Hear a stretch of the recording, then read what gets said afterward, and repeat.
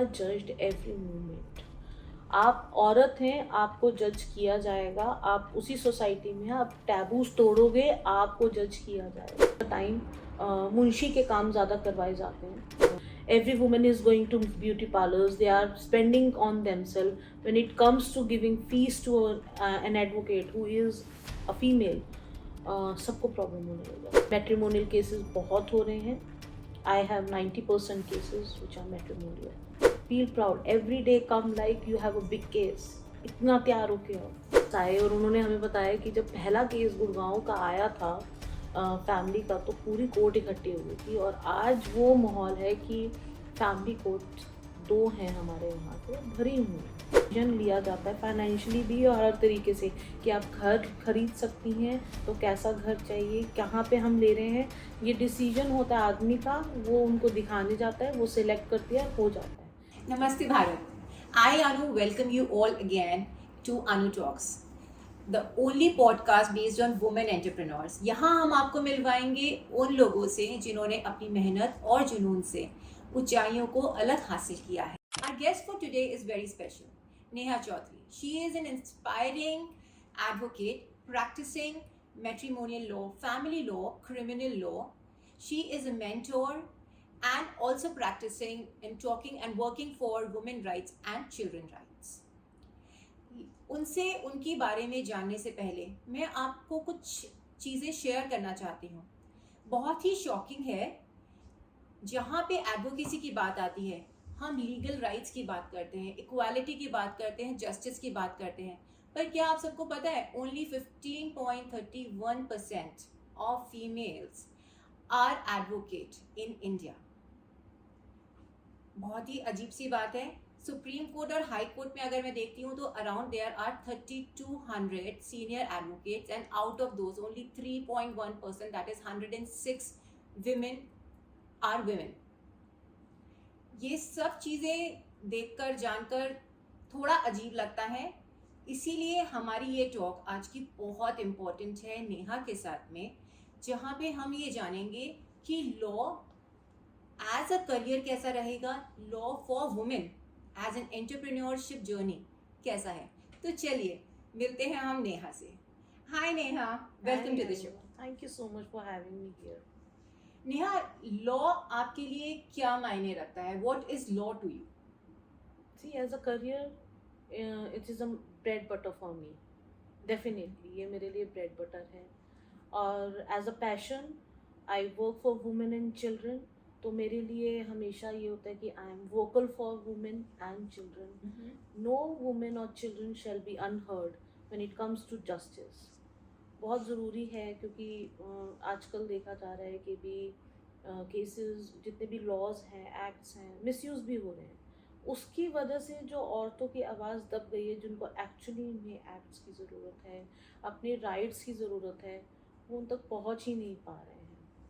काफ़ी ऐसी चीज़ें भी होती हैं कि वो हिम्मत भी जोड़ लेती हैं वो, लेकिन फिर पीछे हट जाती हैं। ऐसे मेरे साथ एक नहीं, ऐसे बहुत बारी हो चुका है कि औरतों को हम हिम्मत देते रह जाते हैं, लेकिन एक टाइम पे आकर वो मॉरली अपने आप को हार जाते हैं। Even if I go for pro bonos, मैं एक पैसा भी ना लूँ, मोरली, सोशली लोगों का दबाव, फैमिली का दबाव, रिश्तेदारी का दबाव, अपना स्टेटस काम करना है, वो हार जाती हैं। लेकिन ऐसी भी औरतें हैं जिन्होंने बहुत सारे एग्जाम्पल सेट किए, जैसे कि बनवारी देवी, जिन्होंने हमें एक पॉश एक्ट दिया है safety for women at work place के लिए।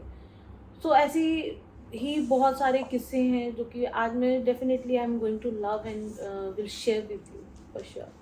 तो हाँ, मैं आवाज़ बनना चाहती हूँ औरतों की, और अपने लिए नहीं, बच्चों के लिए, और हर उस इंसान के लिए जिनको एक्चुअली में लॉ की ज़रूरत है, इंसाफ की ज़रूरत है। लॉ एज अ करियर चुनते वक्त आपको क्या स्ट्रगल्स आए होंगे? क्योंकि जनरली ये एक टैबू है, या फिर ये सोचा जाता है, जैसे कि स्टेटिस्टिक्स भी हैं, इतनी कम महिलाएं लॉ करती हैं, क्योंकि जनरली कहा जाता है अगर लड़की लॉ करेगी तो मतलब उसको बहस करना आ जाएगा, फैमिली नहीं चला सकती, शादी कौन करेगा उससे। सी अनु, कहीं ना कहीं we are still in a man dominating society. इसको हमें एक्सेप्ट करना पड़ेगा। पैट्रियार्की में हम आज भी जी रहे हैं। मैं सिर्फ करियर की बात नहीं करती, मैं पहले अपने घर की बात कर लेती हूँ। मैं ये पूछ लेती हूँ कितनी घर में औरतें हैं जिनसे ये डिसीजन लिया जाता है फाइनेंशियली भी और हर तरीके से कि आप घर खरीद सकती हैं, तो कैसा घर चाहिए, कहाँ पे हम ले रहे हैं, ये डिसीजन होता है आदमी का। वो उनको दिखाने जाता है, वो सिलेक्ट करती है और हो जाता है। क्या लोन कैसे लेना है, उसको कैसे अप्रूव करना है, वो सारे डिसीजन आदमियों के हाथ में है आज भी। रही बात लॉ एज अ करियर, बहुत चैलेंजिंग रहा है मेरे लिए भी, क्योंकि मैं ये करियर शादी से पहले ही करना चाहती थी परस्यू। अच्छा। So I was seeing a guy who was son of IAS officer okay. In Chandigarh. I am a Chandigarh born girl. तो चंडीगढ़ में जब मैं उसके फादर से मिली और मैंने अपना ये आगे प्रस्ताव रखा that I want to be an advocate, so वो क्लियर सामने से मुझे जवाब आ गया कि ये औरतों के लिए नहीं है फिट जगह। आई वॉज वेरी यंग, मैं शायद तब समझ नहीं पाई कि ये ऐसा क्यों बोल रहे हैं मुझे, और तब इतनी आवाज़ भी नहीं थी हमारी बुलंद कि हम आगे से जवाब भी दे देते थे। But I did not marry that guy, thankfully I did not marry that guy. I married an advocate. Unfortunately वो हमारे साथ नहीं है। He was my mentor, he guided me everything.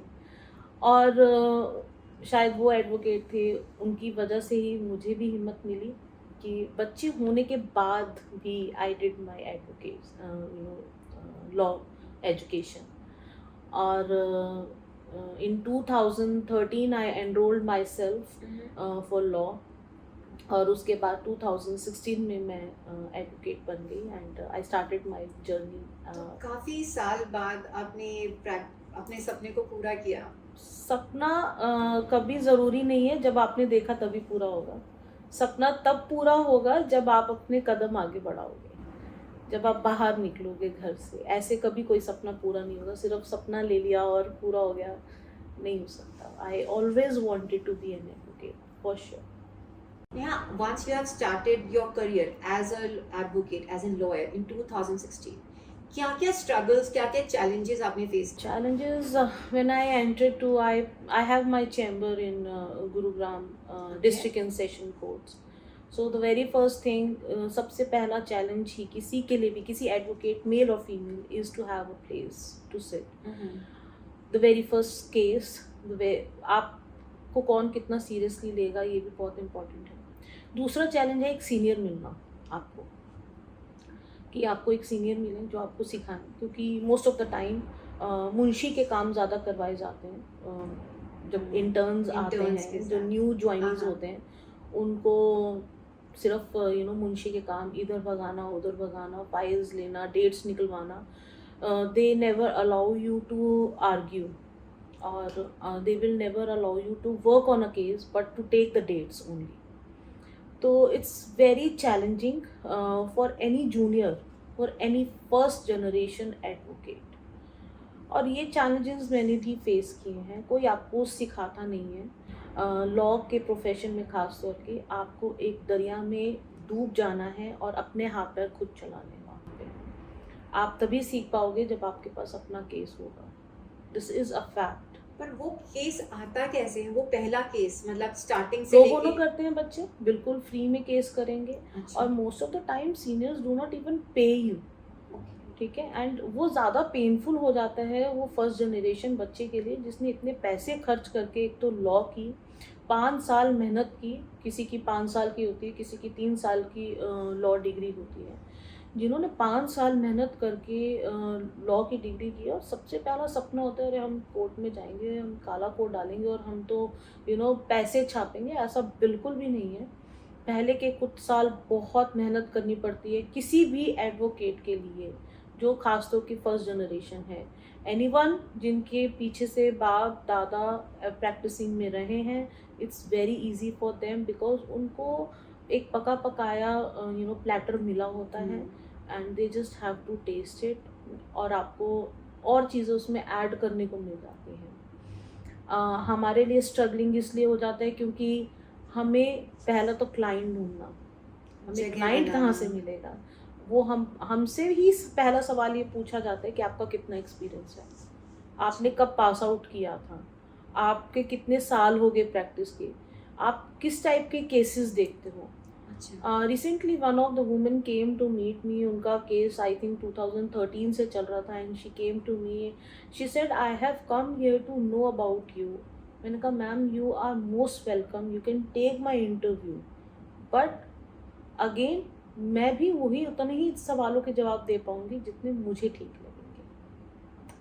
आप मुझे गूगल सर्च करके आए, आपने देखा, रिव्यूज़ देख लिए, उसके बाद आप मुझे मिलने आए हो, फिर भी आपको मेरा इंटरव्यू लेना है. And yes, it is painful sometimes for us also कि अगर जब हमारा इंटरव्यू लिया जाता है, day and night we are working and we are on toes all the time, उसके बाद भी हमसे ये सवाल पूछे जाते हैं because we are first generation lawyer. तो You have to prove yourself हर कदम कदम पे. every time we have to prove ourselves, every time.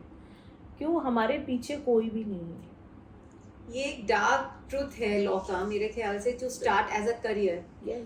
Law as a career क्या आप सजेस्ट करते हो बच्चों के लिए, आगे जो बच्चे बनना चाहते हैं क्या करना चाहिए उनको? क्योंकि ये सब चीज़ें सुनकर जानकर थोड़ी सी झिझक आती है क्योंकि कहीं पे कुछ है नहीं. नहीं, देखिए झिझकने की तो बिल्कुल ज़रूरत नहीं है. मेरी इन बातों से कहीं आप सोचो कि घबरा जाओ. Where there is a will there is a way. आपकी विल पावर, आप कितने हेडस्ट्रॉन्ग हो, कितने आप रैंडम हो, कितनी चालाकी बहुत चाहिए इसमें.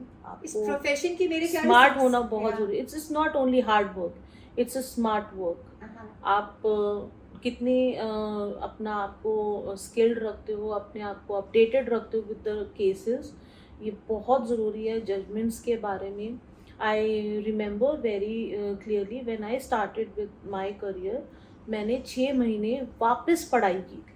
वापस सारा मैंने पढ़ाई की थी, जजमेंट्स पढ़े थे, बैठ के समझने की कोशिश की थी, फाइल्स उठाती थी, देखती थी पुरानी केसेस को और देखती थी इसमें क्या जजमेंट पास हुआ, ये कैसे ड्राफ्ट हुआ, एक एक चीज़. वही मैं बता रही हूँ, no one will teach you. It's all about how you want to learn. And जब आप अपने आप से सीखते हो, कुछ आप कोर्ट रूम में जाके सीखते हो, अपने सीनियर से सीखते हो, सीखने को कोर्ट रूम में मिलेगा, सीखने को कोर्ट रूम में मिलेगा. और आप अपने लाइफ में कितने चैलेंजेस, पर्सनल चैलेंजेस झेल चुके हो, वो भी मैटर करता है. वो भी मैटर करता है. Only scoring 90%, 80% will not make you a good lawyer. जज्बा आपको शायद आपके पर्सनल या आप प्रैक्टिकल कितने लोगों से मिलते हो, आपने लाइफ में क्या क्या एक्सपीरियंसेस गेन किए हैं, that will make a difference in your legal practice for sure. क्योंकि सी एक मिरर है लाइफ का. अगर एक कोर्ट के बाहर एक लाइफ चलती है, कोर्ट के अंदर एक लाइफ चलती है. जो रियल चेक लिस्ट होती है वो आपको कोर्ट में मिलती है, रियलिटी जो होती है. इसलिए लोग हॉस्पिटल्स और कोर्ट में जाने से बहुत घबराते हैं, और पुलिस स्टेशन में. मैनेज कैसे करते हो इतना, क्योंकि उसके अंदर इतनी नेगेटिविटी, इतने ज़्यादा लिटिगेशंस, आवाज़ें, ज़ोर ज़ोर से बहस, डिबेट्स, एंड बाहर एकदम जब आप अपने घर में एंटर करते हो which is very different, just way opposite to that place. ये बैलेंसिंग कैसे आती है? क्या इधर का थोड़ा सा इधर मिक्सिंग होता है? होता है. एक ही दिन में ऐसे ऐसे केस होते हैं कि जिसकी जजमेंट एक तरफ मुझे फेवर में देनी है, एक तरफ मुझे अगेंस्ट में देनी है. तो एक ही दिन में ऐसी चीज़ें भी हो जाती हैं. उस केस में भी हमें अपना it's all again mind game. आप कितने हेडस्ट्रॉन्ग हैं, आप कितनी स्टडी करके आए हैं, कितने जजमेंट्स आप उसके साथ लगा रहे हैं, और कितनी आपकी कन्विंसिंग पावर है. नेगेटिविटी बहुत होती है, खासतौर के लिए एक वुमेन के लिए, कि उसको सुनेगा कोई कि नहीं. क्योंकि अब हम तो वो सेटिंग कर नहीं सकते जजेस के साथ. हमने तो कभी आज तक किया नहीं ऐसा काम कि हमारी सेटिंग है या कुछ नथिंग. हम अपने हार्डवर्क पे और अपने काम पे बिलीव करते हैं कि जितना हम एफर्ट्स दे सकते हैं हम देते हैं उस पर. अगर कोई बच्चा 12th में है, ठीक है, उसको लॉ परस्यू करना है, बिकॉज जनरली हमें पता है जो प्रेवलेंट कोर्सेज होते हैं, प्रेवलेंट एग्जाम्स होते हैं, नीट, जेई, अपने एडमिनिस्ट्रेटिव एग्जाम्स, लेकिन अगर किसी को लॉ करना है तो उसका रोड मैप क्या होना चाहिए? See, for law, you have to clear exam of CLAT. CLAT, okay, CLAT का एग्ज़ाम होता है, वो आपको क्लियर करना होता है। ऐसे कई कॉलेजेस हैं जो बिना क्लैट के भी लेते हैं, okay, depending on student to student और बजट टू बजट हर किसी का होता है। लेकिन क्लैट से जितने भी लॉ कॉलेजेस होंगे वो बहुत रेपुटेड होंगे और आपको अच्छी एजुकेशन भी मिलेगी वहाँ पे और अच्छा एक्सपोजर भी मिलेगा। ऑल गवर्नमेंट कॉलेजेस में एडमिशन आपको क्लैट के थ्रू ही होगा फिर? Yes. If you are going for good, reputed, recognized colleges which are government approved, वो आपको क्लैट के थ्रू ही मिलेंगे। Otherwise there are so many private colleges also जो आपको दे रही हैं इस टाइप की एजुकेशन। अगेन वही है कि बच्चा क्योंकि ये रोड मैप क्या होता है कि भी ये रोड मैप वही दिखा पाता है जिनके फैमिली में कोई एजुकेटेड होगा। ये बहुत मैटर करता है कि आपकी फैमिली बैकग्राउंड कैसी है। और कई बार बच्चे इतने अच्छे होते हैं, आजकल तो स्कूल्स में करियर काउंसलिंग होती है, काफ़ी स्कूल्स में करियर काउंसलिंग होती है। तो yes, CLAT is one exam. और मैं आपको एक बहुत सिंपल वे में बोलूँगी कि जो बच्चे लॉ करना चाहते हैं, इट्स ओनली यही नहीं है कि सिर्फ आप लिटिगेशन करोगे, आप सिर्फ केस लड़ने जा रहे हो। So many career options like आप जज बन सकते हैं। ये आईएएस बनने से ज़्यादा इजी है। यस, जज बनना फिर भी एक इजी टास्क है। मैं ये चैलेंज नहीं कर रही हूँ किसी को, लेकिन हाँ अगर हार्ड वर्क करोगे इट इज़ ईजियर। और हरियाणा में अगर हम बात करें तो एज 42 तक की है। एज लिमिट बहुत अच्छी है अगर आप जुडिशरी को सीरियसली लेते हो। पढ़ना इसमें भी पड़ता है, मेहनत करनी पड़ती है, लेकिन आपको सिर्फ लॉ पढ़ना है उसमें। When it comes to UPSC उसमें आपको बहुत चीज़ें, आपको जीके भी पढ़ना है, आपको दैट्स अ वाइड सब्जेक्ट। यहाँ पे सिर्फ आपको लॉ के बारे में पढ़ना है। Judiciary versus advocacy, both are good. I mean if you want कि आप आर्ग्यूमेंट्स में अच्छे हैं, सी जो most of the advocates, even I have appeared for judiciary, everyone appears once। जो कि फर्स्ट जनरेशन्स होते हैं ख़ास तौर पे वो एक बारी तो अपीयर करते ही करते हैं फॉर जुडिशरी। कुछ लोग अपना लक ट्राई करते हैं, कुछ लोग कहते हैं कि हमें बनना ही जज है, तो वो एक साल में, क्योंकि मल्टीपल अटेम्प्ट्स हैं इसके। कुछ कॉलेजेस ऐसे हैं जिन्हें हमें टारगेट करना चाहिए, जो बच्चे 12th में क्लियर होते हैं, क्लैट में क्लियर कर जाते हैं, which all colleges to go for? सी अगर बच्चे लॉ करना चाह रहे हैं और कॉलेजेस ढूंढ रहे हैं कौन सा बेस्ट कॉलेज है, लिस्ट आउट करना चाहते हैं, टॉप 10 तो आपको गूगल में भी मिल जाएंगे। लेकिन दी बेस्ट थिंग जो मैं बताना चाहती हूँ कि जो बच्चे परस्यू करना चाहते हैं लॉ, कौन सा कॉलेज है डजंट मेक एनी डिफरेंस। क्या कॉलेज से आप कर रहे हो, डिफरेंस है कि आप आगे जाके इसको कैसे एग्जीक्यूट कर रहे हो। डिग्री हर किसी के पास आ जाती है। मैंने ऐसे बच्चे भी देखे हैं जो बीच में क्विट करके चले जाते हैं कि अब मुझे नहीं करना, अब ऐसा नहीं। क्यों होता है जनरली? ये मैंने भी स्टैटिस्टिक्स पढ़ा है, जैसा कि आपने कहा, जितने बच्चे स्टार्ट करते हैं as a career, as a education, अपनी हायर स्टडीज के लिए, बीच में धीरे धीरे धीरे धीरे फनल डाउन होते होते बहुत कम रह जाते हैं।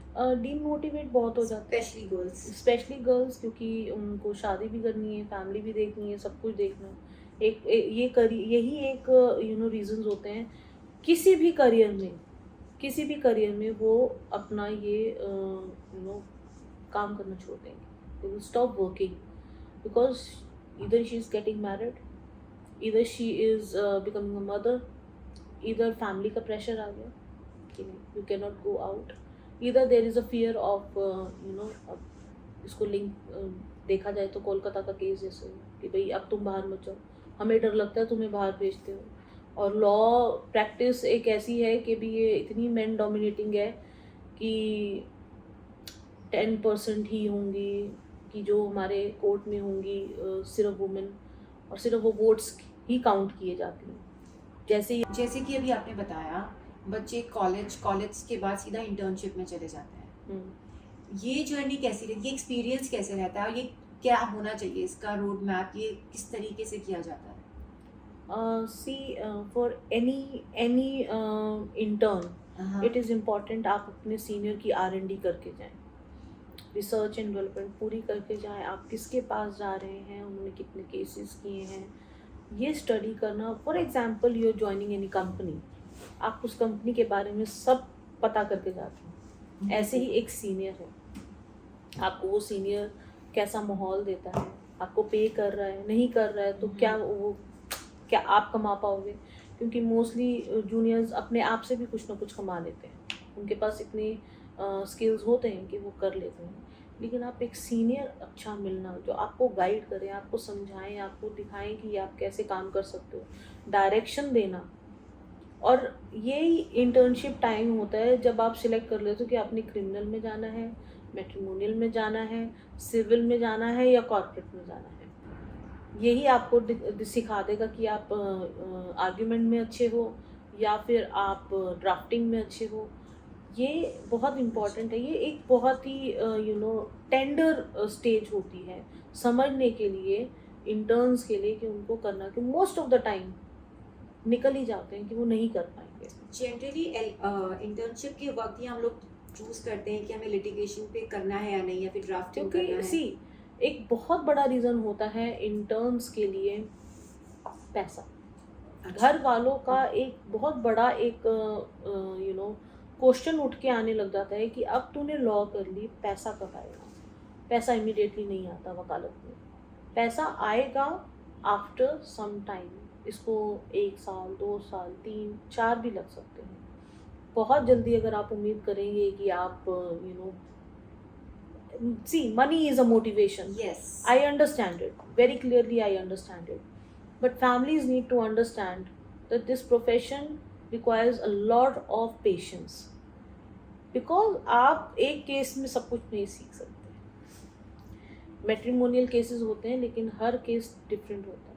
मैट्रिमोनियल डिस्प्यूटेड भी होता है, मैट्रिमोनियल म्यूचुअल भी होता है, मैट्रिमोनियल डिस्प्यूट से लेके म्यूचुअल में भी जाते हैं, म्यूचुअल से डिस्प्यूट में भी जाते हैं। उसको सीखने के लिए, उसको समझने के लिए समय चाहिए। एक केस आप जैसे बोला जाता है कि तारीख पे तारीख मिलती है, इतने लंबे लंबे केस चाहते हैं, तो आप सोचो एक केस जो आप एक केस पे काम कर रहे हो वो अगर 3 साल जा रहा है, वो 3 साल एक्सपीरियंस है एक केस को लेकर। ऐसे मल्टीपल केसेस हो जाते हैं। तो इस लिटिगेशंस में अगर इतना टाइम लगता है कन्वर्जन्स में, अगर मैं फंड्स की बात करती हूँ, इनकम की बात करती हूँ, तो कॉर्पोरेट लॉयर्स वर्सेस या लिटिगेशन क्या चूज करना चाहिए? See corporate is for those lifeless है, मैं सच बोलूँ तो। एक बहुत ही सैचुरेशन पॉइंट आ जाता है, वही हम ड्राफ्ट्स करते हैं, उसी टाइप के आपके सारे कॉन्ट्रैक्ट्स बन रहे हैं। Litigation is somewhere somehow very interesting because आप every day you are learning something new, every day. मैं ये नहीं कहूँगी कि even every hour you are learning something new. आप अगर सिर्फ कोर्ट रूम में खड़े ही हैं और आप सिर्फ सुन रहे हैं आर्गूमेंट्स, आप तब भी सीख रहे हैं, क्योंकि एक कोर्ट में यहाँ पे कम से कम 30-35 कोर्ट्स हैं। आप किसी भी कोर्ट में जाके देखिए, कोई सिविल का चल रहा है मैटर, कोई क्रिमिनल का चल रहा है। अब आप कॉर्पोरेट में जाएंगे, आपके वही कॉन्ट्रैक्ट्स हैं। अब ये डिपेंड करता है पर्सन टू पर्सन कि उसको एकदम से पैसा चाहिए तो कॉर्पोरेट में चला जाए। लेकिन अगर वो ये लॉन्ग टर्म विजन लेके चलता है कि हाँ मुझे लिटिगेशन में जाके मुझे केसेस ही लड़ने हैं, देन यस। और हाँ, लिटिगेशन में यू मेक गुड कॉन्टैक्ट्स, आप लोगों से मिलते हो, बहुत लोगों से मिलते हो।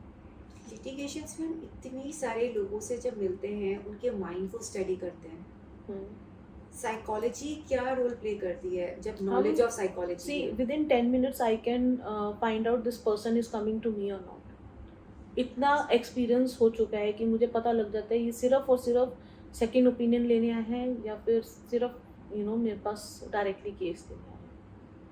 सो यस, हम हर वकील का अपना एक पैटर्न होता है, कंसल्टेशन फीस रखते हैं और वहीं से ही हम फिल्टर आउट कर लेते हैं कि हाँ ये अब हमारे पास आने वाले हैं कि नहीं आने वाले। तो knowledge of psychology is also important, very important. अभी काफ़ी स्कूल्स ऐसे हैं जो कि साइकोलॉजी एक सब्जेक्ट ऐड कर चुके हैं। अच्छा। मतलब जब ये 11th 12th के बच्चे होते हैं, और साइकोलॉजी भी है और लॉ भी एक ऐड कर चुके हैं इस सब्जेक्ट में। और साइकोलॉजी मैं कहती हूँ एवरी स्टेज ऑफ लाइफ इतना हेल्प करता है इंसान को, वो ग्रूम कर देता है। क्योंकि आजकल डार्क साइकोलॉजी भी चल रही है, एक लाइट साइकोलॉजी भी चल रही है, लेकिन समझना इंसान को बहुत इम्पोर्टेंट हो चुका है। क्योंकि मैं एक सिंपल सी बात लेके चलती हूँ, रेप होता क्यों होता है, उस इंसान की मेंटेलिटी क्या थी, वो क्या सोच कर उसने ऐसा किया। एक घर में डोमेस्टिक वायलेंस हो रहा है, बार बार मतलब एक आदमी मार रहा है, क्यों, उसने पीछे से देखा है कि हाँ औरत को मारना ठीक है, वो साइकोलॉजी है, अपब्रिंगिंग है, प्रिंसिपल्स हैं इंसान के, तो वो एक बहुत मैटर कर, psychology is important, very important. इतना सब कुछ सुन के ऐसा लगता है कि this is one of the hardest and most scrutinised services. कैसा फील होता है being a woman in the court room? See it's very tough job, कोई इजी जॉब नहीं है। पीपल थिंक, क्लाइंट्स थिंक कि हाँ हमने fees they the and job is over, ऐसा नहीं है। And they ask for the justifications also. Challenging हो जाता है जब हम कोर्ट में जाते हैं, क्योंकि see females are now popping up, female advocates अब जाके उभर रही हैं, मशरूम हो रही हैं, एंड बहुत सारी आ रही हैं। I am very proud that अब हमारे बार में काफ़ी फीमेल आ चुकी हैं और काफ़ी अच्छे लेवल पे आई हैं। और सबसे बड़ा जो चैलेंज होता है, क्योंकि मेल्स बहुत पहले से हैं यहाँ पे, तो हमारे सीनियर्स मोस्टली मेल्स हैं, हमारे लिए चैलेंज तब आ जाता है जब हमारे ओपोजिशन में वो होते हैं।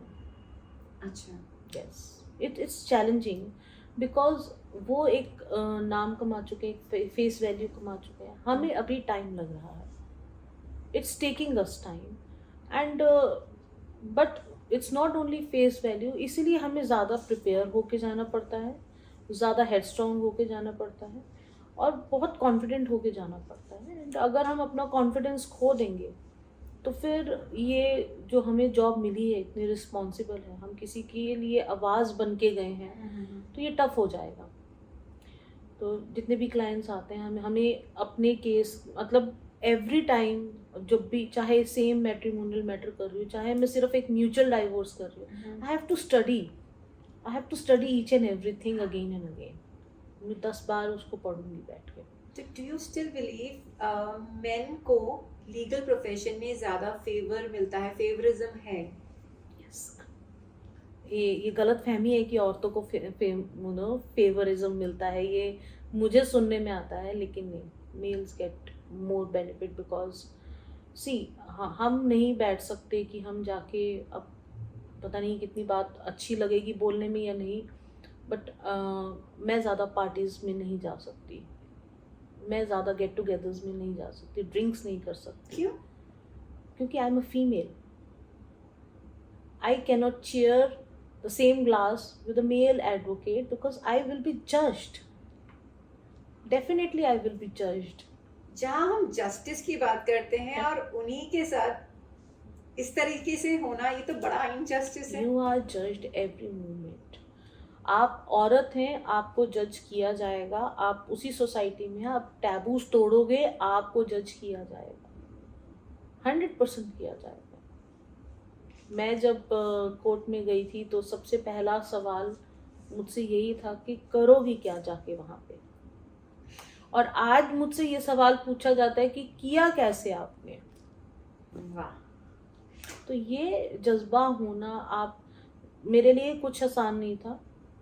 आज चाहे मैं बैठ के काम करती हूँ, मेरे पास टीम है, किसी ज़माने में बस ना कोई टीम थी, काम था, भागती थी, फाइल्स हाथ में होती थी, 2-2 किलो का सामान हाथ में लेके घूम रही होती थी।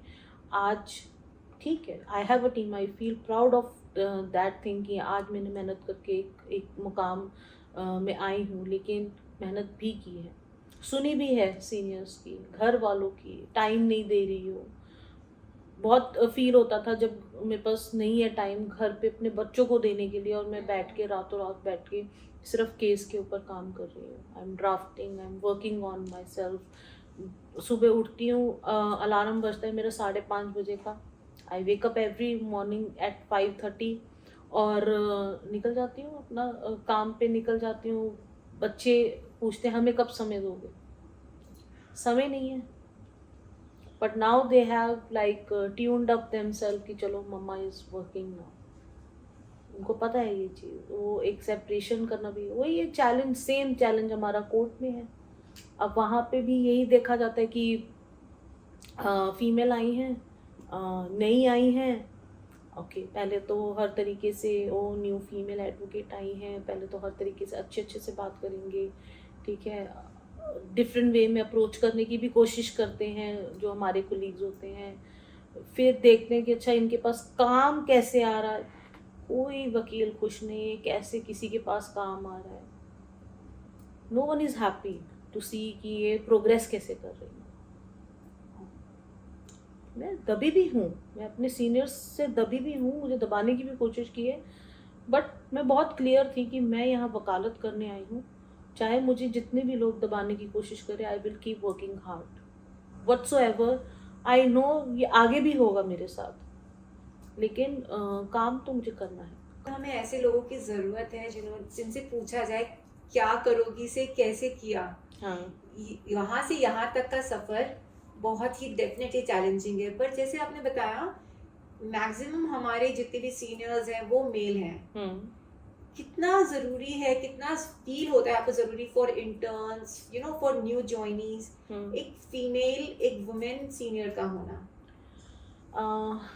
आते हैं बच्चे हमारे पास ऐसे जो कहते हैं कि अभी do not feel safe under male advocates. हमें हमारे घर वाले ही नहीं चाहते कि हम मेल एडवोकेट के पास काम करें, और वो अगर चाहती हैं, खासतौर की फीमेल्स, वो ढूंढती हैं कि फीमेल एडवोकेट हमें मिले जो हमारी सीनियर बने। जब मैं भी एंटर की थी तब मेरे फादर ने भी बोला था किसी भी फीमेल एडवोकेट के साथ लग जा जो सीनियर होगी। तो I was like okay, but again वही बात है कि भी कोई नहीं सिखाएगा, आपको खुद ही करना पड़ता है। फीमेल एडवोकेट्स के साथ एक ये हो जाता है कि आपको एक कंपैशन मिल जाता है, एक वो मदर टच मिल जाता है कि हाँ वहाँ पे आपका ध्यान भी रखा जा रहा है। मेल एडवोकेट्स के साथ थोड़ा सा टफ देखा है मैंने ये सिचुएशन। इंटर्न्स जब आपके पास आते हैं एज आपके अंडर इंटर्नशिप करने, lawyer advocacy as an entrepreneurship, इस चीज़ को आप कैसे लेते हैं? बिकॉज विमेन एक अपना लॉ फर्म चला रही हैं, इंटर्न्स आ रहे हैं आपके अंडर, आप लिटिगेशंस भी कर रहे हैं। How do you see this as a picture? See when I decided कि मुझे कॉर्पोरेट में जाना है या मुझे प्रैक्टिस करनी है, आई चोज प्रैक्टिस बिकॉज मुझे ये पता था कि भी कुछ साल तक मुझे कुछ भी नहीं मिलेगा, and I save money for that. I remember मैंने तब शाम को जाके ट्यूशन्स लेती थी so that I am able to मैं अपने पेट्रोल का खर्चा निकाल सकूँ, जो आने जाने का खर्चा है वो निकाल सकूँ। मुझे कुछ पैसा नहीं मिला था इनिशियली, मैंने अपने आप से ही ये कहा कि नहीं मैं अपने खर्चे खुद ही निकालूंगी। Even though I was married, I knew कि मुझे तो पैसा मिल जाएगा, बट नहीं, वो जिद थी कि नहीं ये जो मेरे खर्चे हैं ये मेरे ही हैं, ये मैं ही निकालूंगी। And when it comes to managing law firm, I am running my own law firm in the name of an legal solutions, और उसमें आई हैव अगर आप जब लॉ फर्म की बात करते हो, I am expertise in one area, practice area, और ऐसे बहुत सारे वकील होते हैं जिनको अपॉर्चुनिटीज़ चाहिए होती हैं और मेरे पास ऐसा काम आ जाता है लेकिन मेरे को वो नहीं आता है। So in this case we engage expertise with us, जो हमारे साथ जुड़ेंगे, हमारे लिए काम करेंगे और उनको उनके उस प्रोजेक्ट का, उस केस का पैसा मिल जाता है। This is how you can work. Case आ जाते हैं लेकिन अब मुझे नहीं आता है, I am not expert in it, I am expert in criminal and matrimonial, मैं वही करूँगी because I had practice it from so long. कईयों का मोटर व्हीकल में होता है, कहीं सिर्फ इंडस्ट्रियल डिस्प्यूट्स के ऊपर काम करते हैं, कईयों को बहुत ही एक स्पेसिफिक, मुझे याद है किसी ने मुझे बताया था कि जो ये इंडस्ट्रियल वेस्ट निकलता है उसकी लीगल प्रैक्टिस है सिर्फ, तो वो एक बिल्कुल ही स्पेसिफिक एरिया हो जाता है, practice of area. Women and children के बहुत हैं, क्रिमिनल के बहुत है, लेकिन स्पेसिफाइड होते हैं। I am a post trainer also, मैं I give legal educations also, ये एक मेरी एक्सपर्टीज़ निकल के आ जाती है। मैं डोमेस्टिक वायलेंस के सेमिनार्स करती हूँ, पॉक्सो के सेमिनार्स करती हूँ, ये एक अलग से अपना आपका एक्सपर्टीज़ निकल के आती है, विद टाइम आती है एंड विद द रिक्वायरमेंट आती है। एक वकील के लिए मैं कहूँगी, मैं काफ़ी लिखती भी हूँ कि एक वकील को कैसा होना चाहिए। अपीयरेंस, अगर आप तैयार अच्छे से होके नहीं आए हो, सिर्फ वकील यहाँ से नहीं, आपको बॉडी लैंग्वेज से आप कैसे तैयार होके आते हो, वकील बनने के लिए वकील दिखना भी ज़रूरी है। It's very important. मैं सबसे पहले, मेरा जो इंटर्न मुझे ज्वाइन करता है, मैं यूनिफॉर्म को लेके बहुत पर्टिकुलर होती हूँ कि सेंस ऑफ अथॉरिटी देता है यस, आपको। आपने ये अर्न किया है, feel proud to wear your uniform. जैसे एक पुलिस वाला करता है, जैसे एक डॉक्टर करता है, जैसे एक जज प्राउड फील करता है, feel proud to wear your uniform and in tactfully अच्छे से डाल के आओ। Feel proud every day, come like you have a big case, इतना तैयार होके आओ। ठीक है, ऐसे तैयार होके आओगे तो यस, मैनिफेस्टेशन वर्क हियर। कहीं ना कहीं कॉन्फिडेंस भी बूस्ट करता है अपने interns कॉन्फिडेंस का। है, आपको अपने बोलने पे काम करना चाहिए, लैंग्वेज पे काम करना चाहिए। हर कोर्ट का अलग होता है। अब अगर हम थोड़ा राजस्थान साइड जाएंगे, वहाँ हिंदी में ज़्यादा होता है लिटिगेशन। पंजाब जाते हैं तो पंजाबी में, मोर लोकल लैंग्वेजेस ही यूज़ होती हैं वहाँ पे। अब दिल्ली आ जाओ तो पूरी इंग्लिश है, गुड़गांव हो तो हिंदी इंग्लिश मिक्स है, डिपेंड्स। तो आप अपनी लैंग्वेज को बहुत स्ट्रॉन्ग कर दें तो वो ज़्यादा आपको बेनिफिट देता है। ऐसा कोई केस है आपके अंदर जो आपके दिल के बहुत करीब है, जिसको आप करते करते आपको ऐसे लगने लगा हो कि आप उससे जुड़ गई हो? हैं वो केसेस, फिर वही है कि बीच में क्लाइंट्स चले गए, जब इतना मैंने बताया ना, जिनको मैंने इतना एम्पावर किया, वही हमारे ऊपर ज़्यादा एम्पावर हो गए, ज़्यादा हावी हो गए। तो वो केसेस हाँ हमने काफ़ी दिल से किए। लेकिन अब I am being very practical, I take case as a case. मैं ज़्यादा पर्सनल नहीं लेती हूँ केसेस को, क्योंकि हम, मुझे याद है 1 साल से वो लड़की मुझे फॉलो अप कर रही थी, 1 साल लगातार मुझे फॉलो अप किया। उसने पहले कोई और वकील कर लिया, फिर वो मेरे पास आ जाती हैं, फिर वो मेरे साथ केस करती हैं, तैयारी करती हैं। हम उनको इतना एम्पावर कर देते हैं, हम उनको इतनी हिम्मत दे देते हैं कि हम कहते हैं कि चल यार फीस भी छोड़। आंसू इतने होते हैं उनके, इतना रोते हैं, फिर अब समझ में आता है यार हमें इनके आंसू पे नहीं जाना है। वर्क इज़ वर्क, हमें भी हेड स्ट्रॉन्ग होना पड़ता है। नेगेटिविटी बहुत होती है, हम इमोशनल्स में आके केस नहीं जीत सकते, जैसा कि एक बारी मेरे साथ हो चुका है। मैं ये रिपीट नहीं करना चाहूँगी अपनी लाइफ में, definitely. There are no free lunches, Anu. There are no free lunches. Every woman is going to beauty parlor, and I want to give this message to every woman watching this. Every woman is going to beauty parlors. They are spending on themselves. When it comes to giving fees to an advocate who is a female, सबको problem होने लग जाती है, वो औरत को ही problem होने लग जाती है। It's very important to understand if you are giving your case. For example, आप अपनी मेडिकल इंश्योरेंस लेके चलते हो, आजकल एक लीगल इंश्योरेंस भी बहुत ज़रूरी है। अपना पैसा सेव करके रखिए इन चीज़ों के लिए भी। You never know when and how litigation is coming up to you. Matrimonial cases बहुत हो रहे हैं। I have 90% cases which are matrimonial. Generally क्या मिसकॉन्सेप्शंस होते हैं मैट्रिमोनियल और फैमिली लॉज और केसेस में, जो लोगों के अंदर होते हैं? जो डिस्प्यूटेड होते हैं, 1 साल सिर्फ ईगो की लड़ाई है। मैं तुझे नहीं छोड़ूंगी, मैं तुझे जेल के चक्कर चक्की पिसवाऊंगी, ये करवाऊंगी। बट रजनीश वर्सेस नेहा की जो एक जजमेंट आई थी, उन्होंने सब गेम बदल दिया। आप ऐसे अरेस्ट नहीं हो सकते, आपको स्टेशन बेल मिल जाती है, जिसमें भी 7 साल से नीचे की सज़ा होती है, आपको स्टेशन बेल मिल सकती है। आपको कोई भी औरत जाके ये बोल दे थाने में जाके, इसको अभी के अभी अरेस्ट करो क्योंकि इसने मुझे मारा है, चाहे वो प्लांटेड केस है या वो रियल है, वो अरेस्ट नहीं हो सकता इंसान। कुछ बदलाव आए हैं लॉ में, लेकिन आज भी औरतों के लिए फिर भी काफ़ी फेवर में है चीज़ें। I would like to know, ये जो आजकल जो बढ़ रहा है फैमिली डिस्प्यूट्स, उनके बारे में क्या एडवाइस आप करना चाहोगे? क्योंकि हर जगह आप यही सुनते आ रहे हो और हमारे फैमिली को सारे भरे रहते हैं शायद। यू आर राइट अनु, एक ज़माना था कभी एक केस भी नहीं होता था। एक बहुत सीनियर हमारे पास आए और उन्होंने हमें बताया कि जब पहला केस गुड़गांव का आया था फैमिली का, तो पूरी कोर्ट इकट्ठी हो गई थी। और आज वो माहौल है कि फैमिली कोर्ट 2 हैं हमारे यहाँ पे, भरी हुई हैं। लिटरली डेट्स बहुत लंबी लंबी मिल रही हैं और बहुत भरी हुई हैं।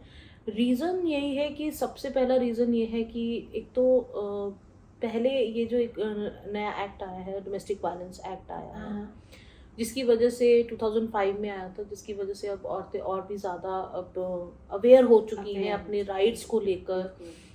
पहले ये एक्ट नहीं था, पहले सिर्फ डाउरी को लेके था, जो कि सेक्शन 498A में था, आईपीसी में, इंडियन पिनल कोड में, जिसमें सिर्फ डाउरी डाउरी डेथ को लेके और सिर्फ रिलेटिव्स जो कि सास ससुर हैं और रिलेटिव्स होते थे या फिर हस्बैंड के अगेंस्ट ही होता था।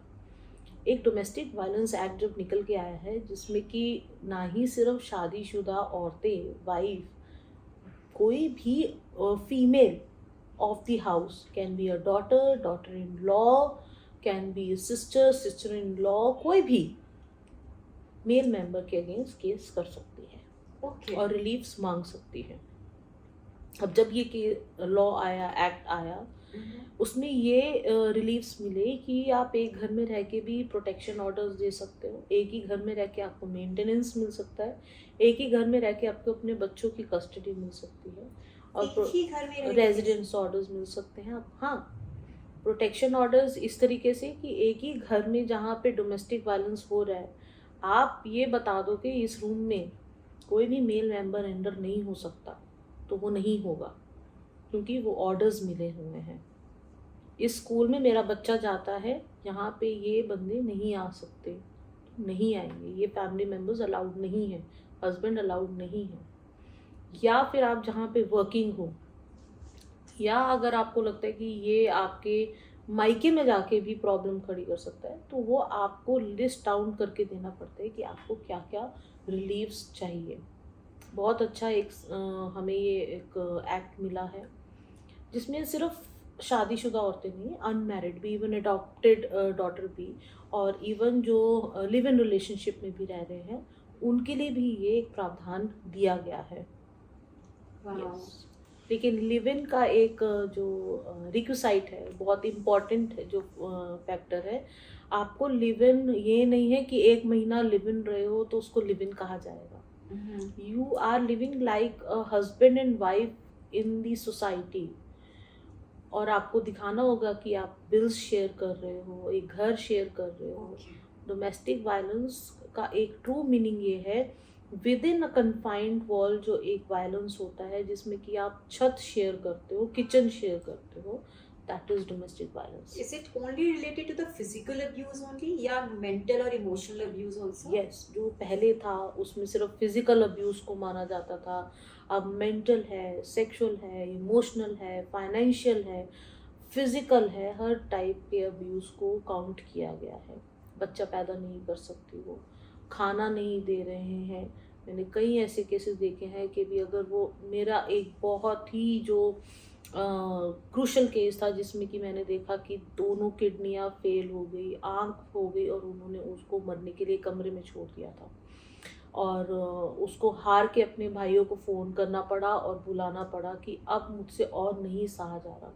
इस हालत में भी जब इतनी मेडिकल कंडीशन फेयर हो गई, शी कंसीव्ड, उसको अबॉर्शन कराने पड़े, उसकी हालत इतनी ख़राब थी, और जब उनको लगा कि अब तो ये नहीं बचेगी, उसको गुड़गांव के एक कमरे में बंद करके छोड़ के चले गए।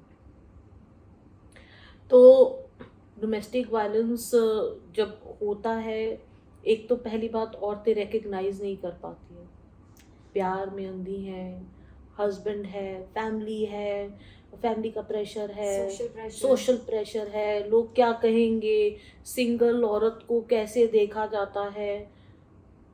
It's not easy for a single women to survive in a society, उसको हमेशा गलत ही देखा जाएगा। बट डोंट यू थिंक आजकल वुमेन इसका मिसयूज भी करती होंगी? यस, यूज से ज़्यादा मिसयूज हो रहा है। आयरनी इज दैट यूज से ज़्यादा मिसयूज हो रहा है। सिर्फ डोमेस्टिक वायलेंस एक्ट की बात नहीं करूँगी, सेक्सुअल हरासमेंट हो गया, रेप हो गया, बहुत ज़्यादा चल रहा है।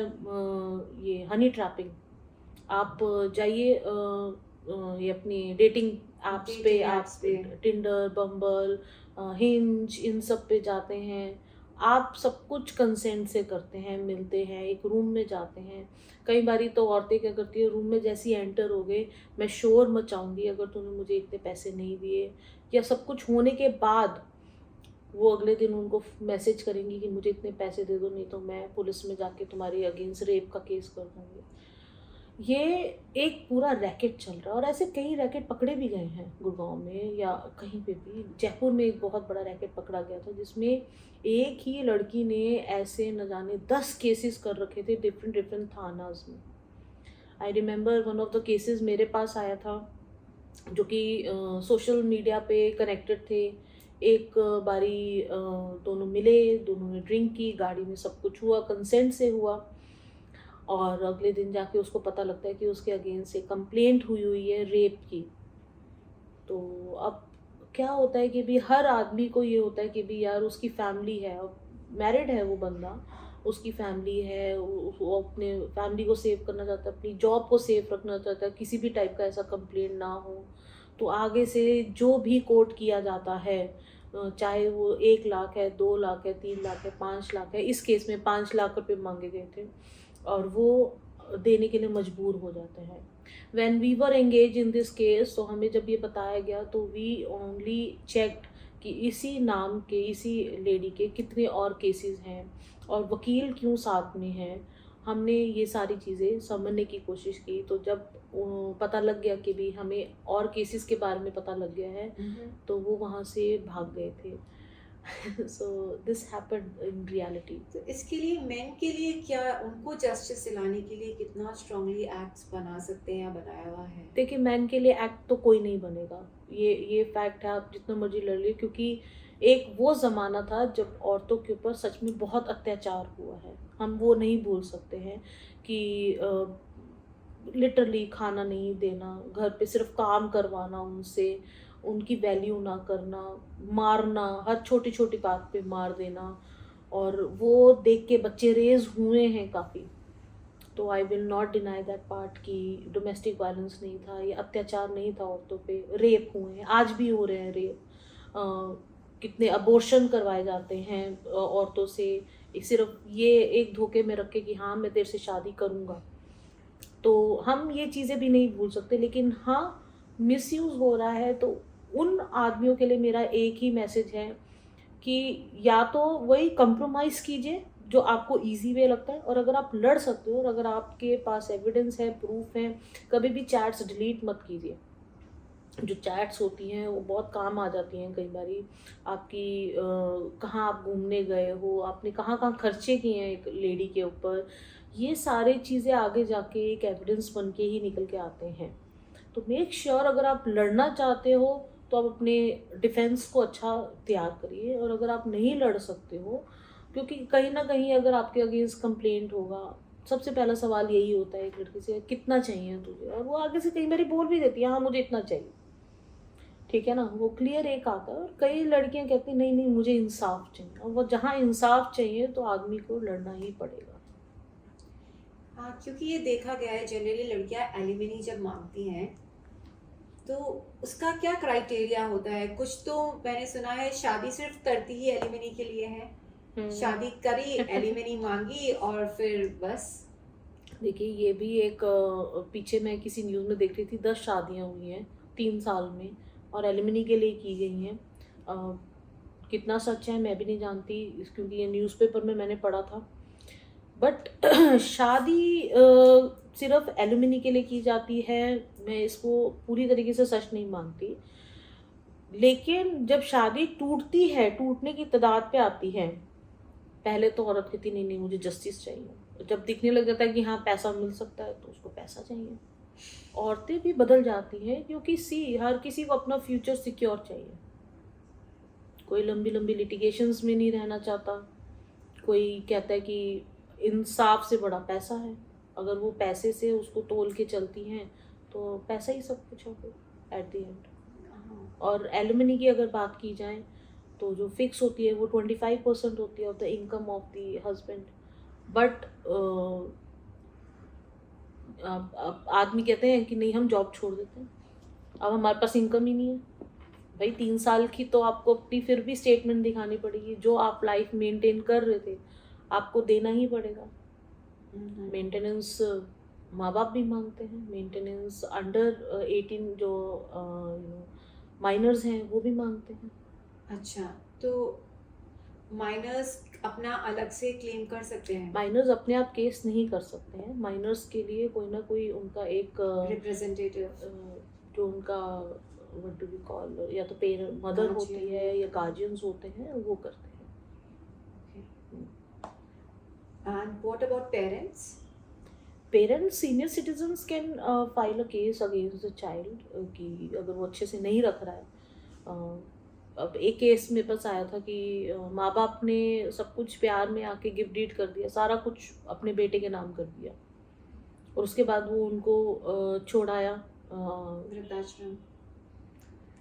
उस केस में फिर ऑब्वियसली उन्होंने फिर केस किया कि हमने तो ये सोच के दिया था कि ये हमें पालेगा, हमें संभालेगा, बट ये हमें छोड़ के आ गया एक एनजीओ में, जहाँ पे है ओल्ड एज होम में छोड़ के आ गया है। प्री नप्चुअल अग्रीमेंट, ये टर्म होता है इंडिया में, क्या है इसका status? It is still not legal, still not legal. It is still not legal pre nuptial agreement, because Bharat में ये माना जाता है। बट ये सिक्योरिटी भी तो देता है। ठीक है, मैं उसी का जवाब आपको दे रही हूँ कि ये माना जाता है भारत में कि, और ये साइकोलॉजी में भी माना जाता है कि इंसान वक्त के साथ बदलता है, वी इवॉल्व एंड इवॉल्व होते हैं। तो उसमें आज आप किसी अलग किस्म के आदमी हो, आज आपकी इनकम इतनी है, आपने प्री नप्चुअल जो अग्रीमेंट बनाया वो सिचुएशन को देख के बनाया, जो उस टाइम पे सिचुएशन थी। अगले 5 साल के बाद क्या सिचुएशन होगी आपको ही नहीं पता।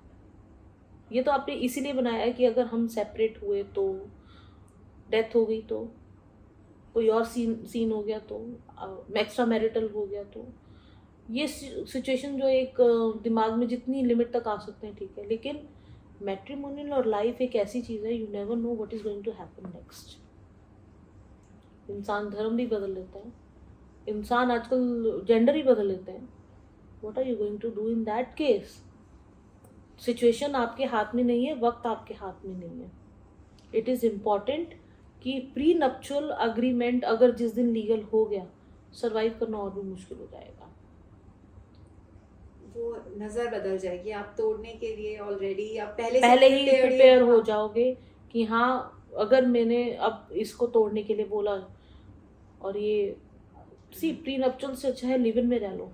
लिव इन भी तो लीगल हो गया, एक तरीके से रहो। लेकिन अभी एक बहुत बढ़िया केस आया था जिसमें कि उन्होंने रजिस्ट्री करा रखी थी अपनी एक शादी की, मतलब लिव इन की, MOU बनाया था, उसको रजिस्टर करा लिया था, और बाद में उसने उसके ऊपर रेप का केस कर दिया था। ओके, ठीक है, वो रजिस्ट्री उसके बड़े काम आई। किसी हमारी तो ये जो हम लिव इन में रह रहे हैं, हमने म्यूचुअली अग्री किया था दोनों ने कि हम साथ में रहेंगे, हम इतना खर्चा एक दूसरे के साथ बांटेंगे। That is something which is I think save that person and it was a very smart move.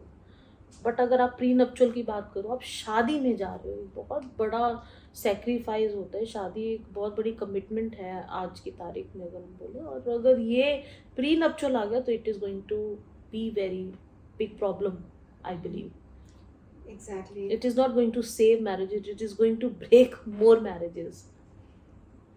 क्या एडवाइस आप कर सकते हैं you know to stop these marriages, ये जो ब्रेक हो रही हैं, डिस्प्यूट्स हो रहे हैं? अगर मैं इनको स्टडी करती हूँ क्लोजली, ऐसी क्या क्या रीजंस है जिनको हम रोक सकते हैं और वो फिर भी प्रेवलेंट होते जा रहे हैं? क्यों ज़्यादा डिवोर्सेस बढ़ते जा रहे हैं? मैंने अनु ऐसे केसेस भी देखे हैं जो 7-8 साल से साथ में एक लिव इन में रहे हैं, उसके बाद शादी की है, उसके बाद भी वो शादियाँ टूट गई हैं। मेरे पास सच में इसका शायद कोई जवाब भी नहीं है, क्योंकि I blame social media somewhere somehow, I blame the exposure. पहले इतना एक्सपोजर नहीं था, ना आदमी के पास था ना औरत के पास था। एक्सपोजर जितना ज़्यादा है, आपको हर समय लगता है इससे बेटर मुझे मिल सकता है लाइफ में, इससे बेटर मुझे मिल सकती है लाइफ में, मैं कहाँ फंस गया, मैं कहाँ फंस गई। ईगो एक बहुत बड़ी लड़ाई है। आई थिंक कम्युनिकेशन बहुत बड़ा गैप आ चुका है। मैरिज काउंसलर के पास जाने में एक हिच है लोगों को कि उनको एक ईगो है। the future of litigation is mediation. I believe it's better to go for mediation first. Understand कि प्रॉब्लम कहाँ आ रही है. प्रॉब्लम कुछ भी हो सकती है, मैं सिर्फ ईगो की बात नहीं कर रही हूँ. फाइनेंशियल इश्यूज भी आ सकते हैं कि शायद जो एक्सपेक्टेशन अपने हस्बैंड से थी या वाइफ से थी वो फुलफिल नहीं हो पा रही है. सेक्सुअल भी हो सकती है कि जो फिजिकल नीड्स हैं वो पूरे नहीं हो पा रहे हैं, इमोशनल नीड्स पूरे नहीं हो पा रहे हैं. क्या वो कमी है एक शादी में जो दोनों बैठ के किसी एक्सपर्ट के साथ बैठ के बात करके इसको ख़त्म कर सके. So it's better to go for mediation और मैरिज काउंसलर्स, रिलेशनशिप काउंसलर्स. नहीं, सही बात है, क्योंकि जनरली देखा जाता है जब दो लोग एक साथ एक शादी में आते हैं, घर के अंदर आते हैं, शायद वो उनको टेकन फॉर ग्रांटेड लेने लगते हैं. तो अब कोई भी और नया रिश्ता है जब वो बनाते हैं तो हर रिश्ते को हम लोग सींचते हैं. क्यों? क्योंकि उस पर कोई अग्रीमेंट नहीं है, हमें पता है इसको हम लोग सींचेंगे तो वो आगे बढ़ेगा. शादी तो हो गई, टेकन फॉर ग्रांटेड हम लेने लग जाते हैं. शादी में आपको नए नए एक्सपेरिमेंट्स करते रहना चाहिए. घूमे फिरे, ये सिर्फ काम नहीं है. आई नो लिविंग कॉस्ट बढ़ चुकी है, लाइफस्टाइल चेंज हो चुके हैं. मेरी एडवाइस उन कपल से भी है, बच्चे तभी पैदा कीजिए जब आप पूरी तरीके से तैयार है कि हाँ एक बहुत बड़ी जिम्मेदारी, क्योंकि आप फ्यूचर ऑफ इंडिया भी लेके आ रहे हैं. सिर्फ अपने फैमिली का फ्यूचर नहीं, अपने कंट्री का भी एक फ्यूचर लेके आ रहे हैं. आप उसको कैसे नर्चर करेंगे, ये एक माँ बाप दोनों का रिस्पॉन्सिबिलिटी है. क्योंकि इन सब मैट्रिमोनियल डिस्प्यूट का सबसे बड़ा जो इफेक्ट आता है वो बच्चे पे आता है.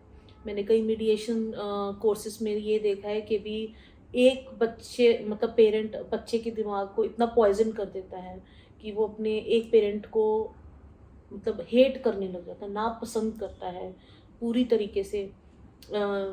लाइक मदर को हेट करना मैं कभी भी अच्छा नहीं मानती हूँ. मदर को हेट कैसे कर सकते हो आप? क्योंकि वो पॉइजन फीड किया गया है इधर by in laws, by the father, या फिर मदर कहती है ये फादर अच्छा नहीं है, ये वो. उनको उनकी स्पेस देना बहुत ज़रूरी है. बच्चों की साइकोलॉजी को भी समझना बहुत ज़रूरी है. यहाँ पे सबसे ज़्यादा अफेक्ट होते हैं बच्चे. और कई मैंने कपल्स देखे हैं जो समझ जाते हैं और बहुत एमिकेबली अलग होते हैं. एक को पेरेंटिंग एक बहुत इम्पॉर्टेंट चीज़ है जो हमारे इंडिया में इंट्रोड्यूस होना चाहिए. चाहे तलाक हो जाए, है आज भी, लेकिन उतने अच्छे से इसको इम्प्लीमेंट नहीं किया जा रहा. लाइक अगर आप को पेरेंट हो, आप financially who is going to take care. अगर माँ को कहीं बाहर जाना है तो बच्चे को संभालने के लिए कोई हो. ये बाहर की कंट्रीज में बहुत ध्यान से, बहुत अच्छे से है. डिमार्केशंस होने चाहिए, बिल्कुल. रिस्पॉन्सिबिलिटीज. सिर्फ मैं देखती हूँ म्यूचुअल डाइवोर्स जब होते हैं उसमें मीटिंग का बताया जाता है कि विजिटिंग फादर की विजिटिंग राइट्स हैं. विजिटिंग राइट्स तक नहीं होना चाहिए.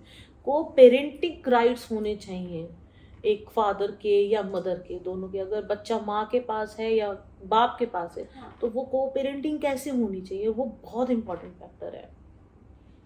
कई बार ऐसे नहीं लगता कि जो पेरेंट्स होते हैं जब शादियां होती हैं, बहुत सोशल प्रेशर में आके शादियां हो जाती हैं. लव मैरिजेस और अरेंज मैरिजेस में अगर मैं यहाँ पे बात करती हूँ तो जितने भी डिवोर्स केसेस आते हैं आपके पास, लव मैरिजेस के ज़्यादा या फिर अरेंज मैरिजेस के? मैं तो खुद ही सच में 21 की एज में मेरी शादी हो गई थी.